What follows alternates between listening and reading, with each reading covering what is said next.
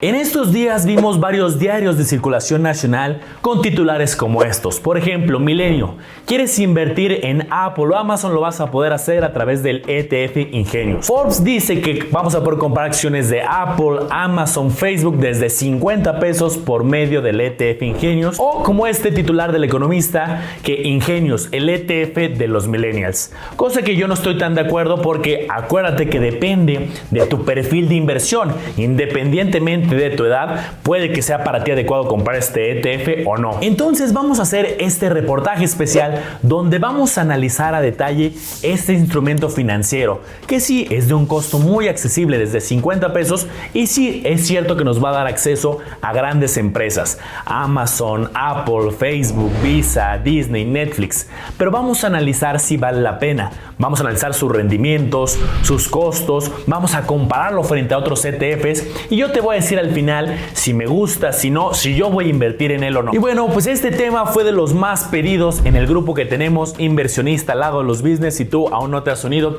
te invito, porque se ponen muy buenos los debates. Y vamos a ver de este logo, Ingenius. Incluso tienen a Einstein dentro del logo. Vamos a ver entonces si verdaderamente es una genialidad de instrumento financiero. Vamos a verlo. Análisis detallado del ETF Ingenius: invertir en empresas tecnológicas desde 50 pesos. Lo primero a recordarte es, ¿qué es un ETF? Acuérdate que un ETF es un portafolio que ya está prediseñado, donde dentro suele tener muchas inversiones. En algunos casos hay ETFs que tienen cientos o miles de acciones o de bonos o de materias primas, y en este caso vamos a analizar este caso de Ingenius. Este portafolio te da varias ventajas. Que tú, comprando un solo instrumento, vas a poder tener acceso a muchas inversiones, aunque tú solo compres uno. En segundo lugar, tenemos diversificación. Dado que tienen muchas acciones o muchos bonos, muchos instrumentos financieros, te permite diversificarte de manera sencilla. Y también algo bueno normalmente son los costos. Tanto el costo para comprar estos ETFs suele ser bastante accesible, comparado que si comparamos de manera individual cada uno de los instrumentos, y las comisiones de los ETFs suelen ser bajas. Hay de comisiones a comisiones, y ahorita vamos a ver este caso en particular. Ahora, una pregunta que te tienes que hacer es: ¿quién está detrás de este ETF? ¿Quién lo elabora? Porque nosotros lo vamos a comprar a través de una casa de bolsa. Lo puedes comprar en GBM, en Bursanet, en Cuspid, en las casas de bolsa de los grupos financieros BBVA tiene, HSBC, Santander, Banorte. Pero ¿quién lo elabora? ¿Quién es el emisor, el proveedor de este ETF? Y en este caso es Quanta Shares. Así como ya te he hablado de BlackRock, de Vanguard, en el caso de algunos otros ETFs, en este caso hablamos de Quanta Shares. Pero ¿quién está también detrás de Quanta Shares? Y en este caso es Grupo Financiero Intercam, que es un grupo financiero que ya tiene buen rato operando. Desde 1996 se constituyó como una operadora de fondos, luego como una casa de bolsa, como un broker de seguros. Para mediados del año pasado administraba más de 45,800 millones de pesos. Yo, en lo personal, nunca he usado a la casa de bolsa de Grupo Financiero Intercam, tampoco conozco a nadie que la use, y entonces también me dio curiosidad por qué no me llegan tantos casos de gente que usa Grupo Financiero Intercam, y ya vi por qué. Fíjense, aquí está apareciendo en pantalla el tema. Es para montos superiores a 1 millón de pesos. Hoy ya sabemos que tenemos otras opciones, ya lo hemos dicho aquí en el canal, entre Cuspid, GBM, Bursanet, que han bajado la bandera del monto mínimo a niveles de 100 pesos, y aquí tienes que tener al menos 1 millón para que puedas abrir este contrato de intermediación. Y de ahí me imaginé que, si como es para montos grandes, vas a tener comisiones muy baratas por operar en Grupo Financiero Intercam. Pero también encontré información en la página oficial. Acuérdense que, por ejemplo, para operar en las que ya hemos hablado usualmente en el canal, hablamos de un 0.25. Vamos a ver cuánto es en Grupo Financiero Intercam. Pues mira, dependiendo el monto que estés manejando, te cobran comisiones, del 2%, 1%. Sí puede llegar menor, podemos ver hasta un 0.10%. Habrá que ver las condiciones, que ese es otro tema, pero las comisiones en términos generales sí están algo elevadas comparado con lo que hemos estado acostumbrados a analizar en el canal. Bueno, vamos a ver algunas características generales y luego nos vamos a meter a un análisis muy detallado. Este ETF, por eso está ahorita en boca de todos, porque sale el 9 de marzo del 2021. Vas a invertir a través de este ETF, quien compra este instrumento, en 12 empresas. 11 de Estados Unidos y una de China. La divisa está en pesos y se va a especializar en 3 sectores: consumo discrecional, comunicaciones y tecnología de la información. Y aquí te dejo las 2 empresas en las cuales puedes invertir: Facebook, Apple, Amazon, Netflix, Google, Visa, Mastercard, PayPal, Disney, Microsoft, Alibaba y Nvidia. Y sí, es un ETF bastante nuevo, aunque dado que conocemos las acciones y también ahorita te voy a enseñar en qué proporción tienen cada de estas acciones, es decir, cuáles tienen un mayor peso dentro de este ETF, vamos a poder conocer la historia, el qué hubiera pasado si este ETF hubiera existido desde hace unos años y poder hacer ciertos análisis y comparativos. Vamos a ver características específicas. ¿Qué índice es el que replican, el que suelen seguir? Acuérdate que el ETF es el instrumento, el vehículo donde solemos invertir, pero suelen seguir un índice. Un índice es un indicador que tiene ciertas reglas y es el que podemos también ver en la historia gráficamente, ir viendo los resultados, la evolución, y siguen el índice Ingenious Index. Este se creó desde el 24 de noviembre del 2019, aunque también podemos replicar la historia al pasado porque conocemos las empresas. Características importantes para poder ser parte de este índice es: 1, que sean empresas que tengan un alto crecimiento. Vamos a ir viendo que estas empresas pues, son empresas tecnológicas, sobre todo, que han tenido un crecimiento muy importante en los últimos años, y esa es una regla, su nivel de crecimiento.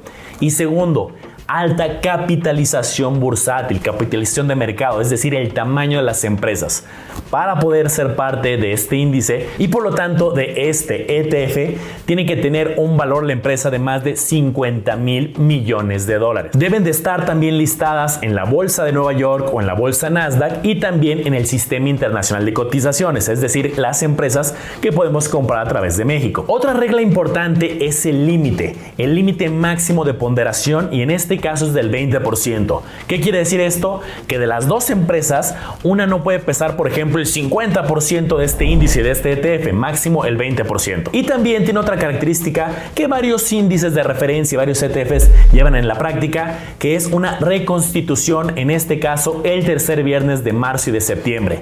Quiere decir que estas 2 empresas no necesariamente van a estar fijas las mismas 12 durante toda la vida del ETF. Cada marzo, cada septiembre se va a hacer un diagnóstico, un análisis de qué empresas están cumpliendo con los criterios y puede salir alguna e incluirse alguna nueva. Otra característica importante que te quiero mencionar es que dependiendo el momentum, es decir, de la velocidad de cómo han ido creciendo, de la trayectoria, de la tendencia, también eso va a influenciar en la ponderación. De estas 12, ¿cuál va a pesar más? Ese también es una de las variables que influye entonces en cuál es más representativa de este ETF. Ahora quiero irte dando una probadita del tema de los rendimientos, tema que yo sé que a todos les interesa, pero también te quiero hacer una observación y vamos a poner los rendimientos aquí en pantalla desde el año 2015 hasta el 2020. Si te das cuenta, todos los años, salvo el 2018, que fue un año complicado en general para muchas bolsas, son rendimientos muy importantes. Pero también déjame hacerte una advertencia. Esto está construido del presente hacia atrás, es decir, no es lo mismo que este ETF se hubiera creado, por ejemplo, ya hace muchos años, en el 2014, y que verdaderamente esta selección la hubieran tenido y tengan estos resultados. Ahí sí, totalmente genius, totalmente muy buenos resultados. Aquí es al revés, es tomando la historia, tomando el pasado, crearon ciertos criterios de selección, obviamente que tuvieran buen desempeño, buen crecimiento, y es mucho más fácil tener buenos resultados hacia atrás creando algo hoy con rendimientos históricos, a diferencia de que verdaderamente hubieran tenido la visión a futuro. Ahí es totalmente distinto. Pero bueno, ahorita hablaremos a más detalle de los rendimientos. Por el momento quiero que veamos también el tema de la proporción por los 3 grandes sectores en los que invierte. Podemos ver de color azul principalmente en tecnología de la información, más de la mitad, y también la parte de comunicaciones y consumo pues está repartido ahí casi un cuarto de este ETF. Ahora, con información directa del prospecto de lanzamiento de este ETF, nos ponen esta tabla hablando de la ponderación del índice de las empresas. Y fíjate, hay cosas curiosas. De entrada, Nvidia, Amazon, Alibaba, pues tienen un peso bastante importante. Apple y PayPal también. ¿Qué quiere decir esto? Que como le vaya hasta 5, realmente le va a ir a tu ETF. Aquí, en esta ponderación que nos pone inicial de la información de cuando lanzaron el ETF, pues prácticamente representan el 65% de toda la composición. Las otras, pues sí, también tienen un peso, pero ya mucho más chico, 3%, 4%. Ahora, pues esto tiene, dependiendo de tu óptica, ciertas ventajas y desventajas, pero yo lo que creo es que el ETF, una de las premisas es la diversificación. Y aquí si estamos concentrados en 5 en específicas, más del 60%, pues no estamos tampoco tan diversificados. Claro, tener 12 es bastante bueno, pero bueno, comparado por ejemplo con un ETF que replique el S&P 500, pues son 500 empresas, en el caso de Nasdaq 100, pues son 100 empresas, y entonces muchos ETFs también nos acostumbran a tener 50, 100, 500 o muchas empresas. Claro, también tener tantas empresas pues tiene un efecto de dilución, es decir, al tener tantas empresas, pues vamos a tener un poco más de estabilidad porque a algunas les va a ir bien, a algunas les va a ir mal, y puede que sea un poco más constante, y si tienes un número más reducido, pues puedes tener un poco más de volatilidad. Como te puede ir muy bien, también te puede ir mal dependiendo del desempeño de estas 5 en específico. Ahí te va una clara ventaja. Aquí estás viendo en pantalla, cortesía de Lagos Business, ¿cuánto te costaría a ti comprar de manera individual una de cada una de estas acciones? Oye, Nvidia pues vale más de 10,000, Amazon vale más de 62,000. Entonces hablamos de más de 164,693 pesos si tú, con información a la semana pasada, compras de manera individual estas acciones. ¿Pero qué crees? Si tú quieres replicar este ETF, no tendrías que comprar solamente una acción de cada una. Dependiendo de la ponderación, tendrías que comprar diferente número de acciones. De Nvidia necesitarías, por ejemplo, 13. Del caso de Amazon necesitarías 2. De Alibaba necesitarías 20. Entonces tendría un valor total de 807,000 con información a la semana pasada. Ahora quiero que veas este gráfico que directamente lo saqué de la información de la página de Standard & Poor's, donde nos hablan del índice y comparan el haber invertido en el S&P 500 y haber invertido en Ingenious o Ingenious Index. Y entonces pues vemos que sí, en los últimos años, sobre todo el 2020-21, que a las empresas tecnológicas, sobre todo estas en específico como Apple, como Amazon, pues tuvieron un desempeño bastante bueno y entonces sí se ve un despegue importante. Pero nuevamente, ojo, acuérdate cómo está construido. Es muy reciente y agarraron a las mejores y por eso se ve un desempeño bastante bueno. El pasado no es garantía del futuro, aunque el sector tecnológico me gusta, históricamente me ha gustado y creo que tiene potencial todavía en el mediano plazo. Y aquí te comparto la reflexión que te comentaba. El S&P 500 para mí es un índice y un ETF, por lo tanto bastante robusto. Tienes muchas de las empresas, y ahorita te voy a enseñar en un comparativo, muchas de las que están dentro del Standard & Poor's 500 también están dentro de Ingenious en este caso. Y entonces, ¿por qué se ve un comportamiento diferente? Por la concentración. Aquí estamos hablando de 12 muy específicas que las escogieron porque han tenido un importante crecimiento, son de alto tamaño y entonces pues justo han tenido un muy buen desempeño.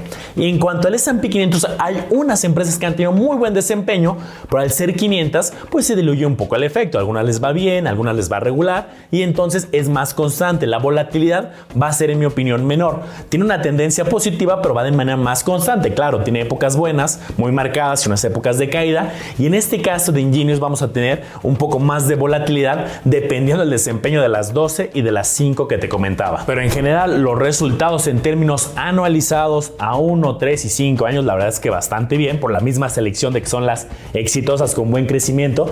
Pero mira, 5 años un resultado anualizado del 34%.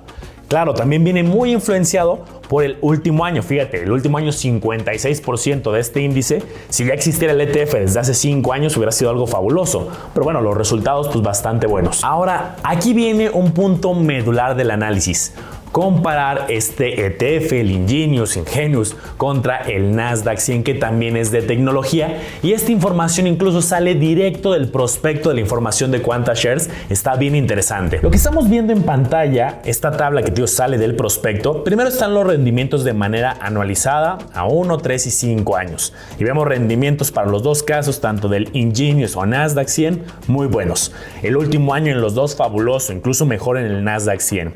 Y a 5 años también el anualizado es bastante bueno en los dos, 27 y 24%. Ahora también te ponen esta métrica, la desviación estándar, que es importantísima. Es una métrica de riesgo, de la volatilidad. ¿Qué tan volátil es?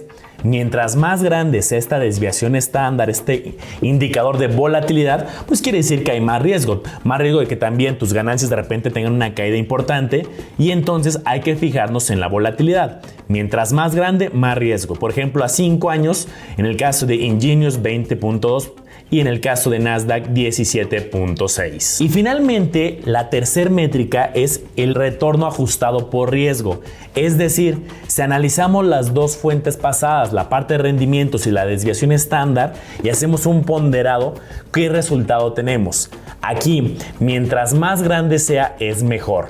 En este caso, a un año 1.87 Nasdaq y en el caso de Ingenious 1.45. Si nos vamos a 3 años, sigue ganando Nasdaq 1.33 contra 1.24, y si nos vamos a 5 años quedan muy parejos, pero gana ligeramente 1.38 Nasdaq versus Ingenious 1.37. Esto es bien importante para los inversionistas, nos interesan los rendimientos, pero también, claro, los riesgos. Y entonces estos ejercicios donde se computa tanto el rendimiento como los riesgos son interesantes. Y entonces, frente al ETF que invierte en el Nasdaq 100, el famoso QQQ, aquí en este caso son 100 empresas en lugar de 12. Este caso es uno de los ETFs más líquidos. De hecho, en Estados Unidos es el segundo más líquido, el que tiene el mayor volumen de operaciones de compra y venta promedio. Aquí tenemos estas 10 empresas que son las principales de QQQ y también pesan mucho, es decir, estas 10 representan el 50.75% de todo el ETF, de todas las 100.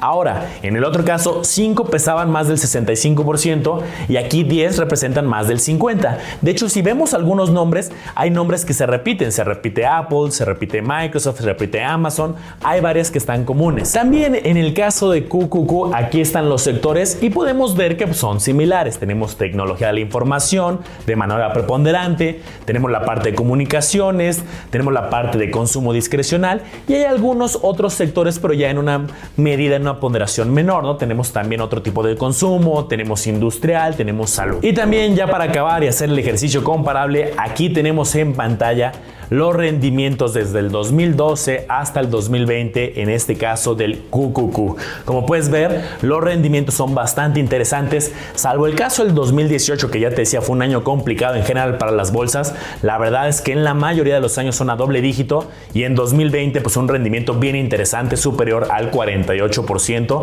en este que es preponderante del sector tecnología, 100 empresas de Estados Unidos tecnológicas. Y para que tengas más información para tomar decisiones, aquí te voy a dejar el comparativo de 3 ETFs. El caso tecnológico ya he hablado, el caso de QQQ, el caso de Ingenious y el caso de IVV, por ejemplo, que replica el S&P 500. Entonces tienes Nasdaq, tienes Ingenious y tienes S&P 500. Los precios, en este caso una ventaja es el precio, en el caso de Ingenious, que salió en 50 pesos. Los otros tienen un valor más elevado, 6,400, 8,080, con información a la semana pasada. Comisiones, importantísimo. En el caso del ETF QQQ, 0.20%. En el caso de Ingenious, 0.60%, cuesta 3 veces más. Y en el caso de IVV, 0.03%. Las empresas, pues uno nos da acceso a 100, otro a 12 y otro a 500. Vamos a ver las conclusiones. Lo bueno, me gusta el precio es bastante bueno, ¿no? Desde 50 pesos nos da acceso a empresas que nos costaría mucho de manera individual. Ya hablamos que más de 800,000 si quisieras tú en la misma ponderación replicar el ETF. Segundo, me gusta bastante la ponderación por el momentum. Dependiendo de su crecimiento, de su tendencia, también influye en la ponderación. Entonces, cuando hagan la recomposición, los meses de marzo y septiembre, pues ahí hay una inteligencia y eso tiene valor y también nos lo deben de cobrar. Eso me gusta esta inteligencia de que hayan sido seleccionadas y que se vaya reconstituyendo periódicamente este ETF con esta inteligencia. Tercero, aunque esto no es exclusivo de este ETF, pues me gusta el sector tecnología, el sector comunicaciones, ha tenido un muy buen desempeño, lo veíamos desde el 2012, entonces es un sector bastante interesante, que sí tuvo un crecimiento muy atípico en el 2020, pero también ya cuando hace zoom en estas empresas, pues también tuvieron mucho crecimiento. Lo malo, en cuanto a comisiones, pues ya veíamos, tenemos desde unos muy accesibles de 0.03